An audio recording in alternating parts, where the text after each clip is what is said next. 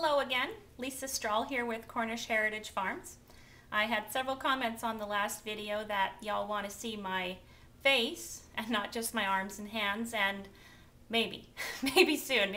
I'm building a studio right now in my house, and so maybe once that's all fixed up, then I can convince Sherry here to come video me there.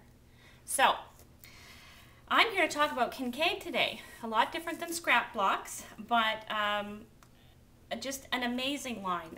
I am so proud to be associated with Richard and Liz Pomeroy, who of course own Cornish Heritage Farms and have developed this line of rubber stamps. I think it is one of the most innovative things to come along in years, and for them to be able to convert a painting, a watercolor painting with literally thousands of colors into a red rubber stamp that actually stamps with exceptional detail is, well, it's a miracle to me. It's really amazing, and it's one of those things that you don't believe it till you see it. So I want to just tell you a few more things about the line we have thus far. We have 18 images released, 18 coming once a month. We release a full-size image, a vignette of the image, as well as a coordinating sentiment. They're all wood-mounted because you want to have that beautiful painting to be able to refer to when you're coloring, if you choose to color it. It is an exclusive license, and so many thanks to the Thomas Kinkade company for trusting us with their artwork. We've just been a pleasure to work with them. Now, some people may look at this and say, wow, that's intimidating. How could I possibly work with that image? I can't color. What if I don't have the right ink, the right paper? And we have done a lot of testing to try and help take the guesswork out for you. I've literally tested dozens of types of paper, types of ink, and I think we've come up with some of the best ways to ensure that you're going to get a quality image every time you stamp. The paper that we have decided is our favorite kind of paper is it's called Simply Smooth. It's been packaged for CHF. Of course, you're not going to be able to tell just how smooth it is, but it's an incredibly smooth paper, and that allows the detail of the stamp to really come through. It has a very minimal tooth, and the toothiness of a paper is, if you just run your finger on it, it's going to feel smooth or it's going to feel rough. A watercolor paper is going to have a lot of tooth to it. Toothy papers are good for things like watercolor pencils, or even regular colored pencils. Lots of techniques, but of course the bumpier the paper is, the rougher the paper is, the more detail that's going to be taken out of this specific stamp. So I prefer to find the smoothest paper that I can, and this was it. So this is available on the Cornish Heritage Farms website. There are two kinds of inks that are my favorite ink for these stamps. One is the VersaFine. You can see my well-loved ink pad here. VersaFine by Sukaneko, as well as the Adirondack dye ink by Ranger.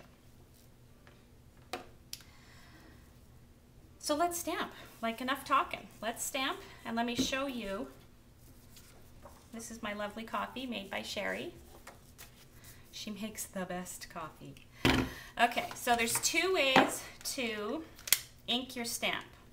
My favorite way to ink with the VersaFine is to do the swirl and tap. And to me, the swirl helps to make sure that you have ink all over the smooth areas of the stamp. And then I tap to bring the ink back up to a bead and get it as even as possible. Take out any of those swirl lines that might exist from me originally getting the stamp inked. I also like to stamp on a larger piece of cardstock than the actual stamp. Because it has a straight line, it's very easy to trim around the edge once you have done that. Now, you can't see how hard I'm pressing, but I'm not actually pressing that hard. I kind of use a fingertip touch. You know, you don't need to sit on it.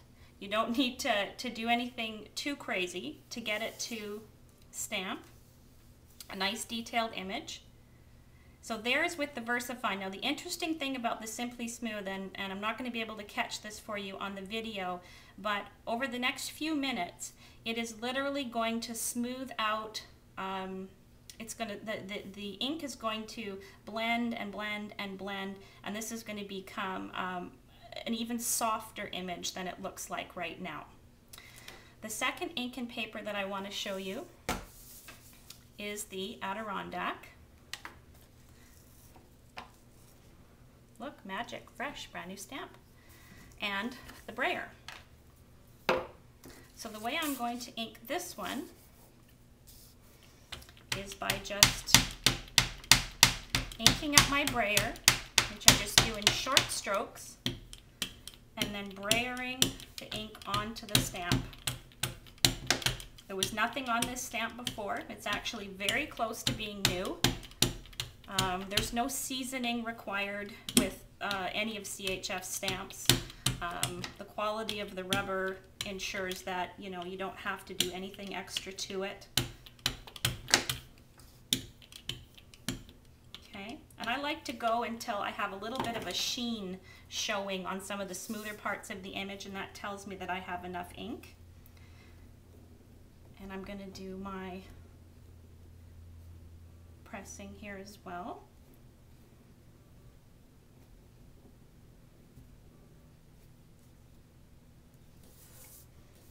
And you see the detail with the Espresso Adirondack and a brayer. Now the VersaFine is an ink that can't be used with an alcohol-based marker like a Copic or a Prisma. So if you want to color with Copics, I would recommend the Adirondack. If you want to work with, let me switch these around for you. If you want to work with watercolor pencils or chalks and things, then I enjoy the VersaFine for that, and you don't need a brayer. A brayer helps and makes it look nice as well, but it's not essential with the VersaFine. And finally, we have we're going to be doing a follow-up video, actually several follow-up videos, giving you step by step on how to color these images with Copic markers, with chalks, and other mediums as well. So thanks for tuning in.